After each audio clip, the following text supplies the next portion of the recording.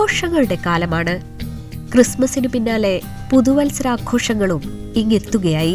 ഇതിന്റെ ഭാഗമായി വൈവിധ്യമാർന്ന കേക്കുകളാണ് വിപണിയിൽ നിറയുന്നത്. എന്നാൽ കൊച്ചുകുട്ടികൾ മുതൽ മുതിർന്നവർ വരെ കൊതിയോടെ കഴിക്കുന്ന പല കേക്കുകളും ആർട്ടിഫിഷ്യൽ എസൻസുകളും പ്രിസർവേറ്റീവുകളും ചേർത്താണ് നിർമ്മിക്കുന്നത്. ഇതിനു ബദലായി യഥാർത്ഥ പഴങ്ങൾ ചേർത്ത് കേക്കുകൾ നിർമ്മിക്കുകയാണ് വിയൂർ സെൻട്രൽ ജയിലിലെ freedom food unit.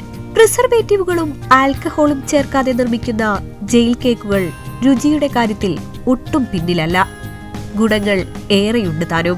Banana, grape, carrot എന്നീ 3 ഫ്രൂട്ട് കേക്കുകളും പ്ലം കേക്കുമാണ് ഇവിടെ പ്രധാനമായി നിർമ്മിക്കുന്നത്. ഈ കേക്കുകളുടെ കാലാവധി 3 ദിവസമാണ്.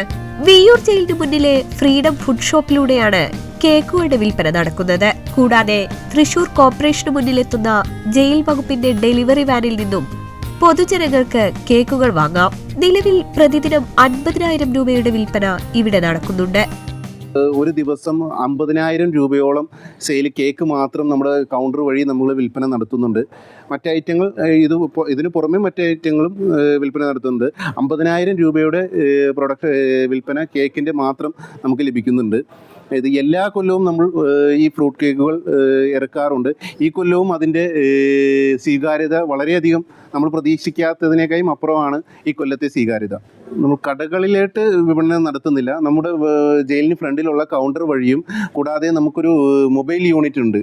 കോർപ്പറേഷൻ്റെ മുമ്പിൽ നമ്മുടെ ഒരു വാഹനത്തിലും ഇത് ലഭ്യമാണ്.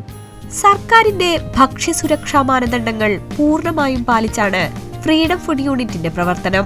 പ്രത്യേക പരിശീലനം ലഭിച്ച തടവുകാരാണ് കേക്ക് നിർമ്മാണത്തിന് പിന്നിലെന്ന് അസിസ്റ്റന്റ് ജയിൽ സൂപ്രണ്ട് ഹാരിസ് പറയുന്നു.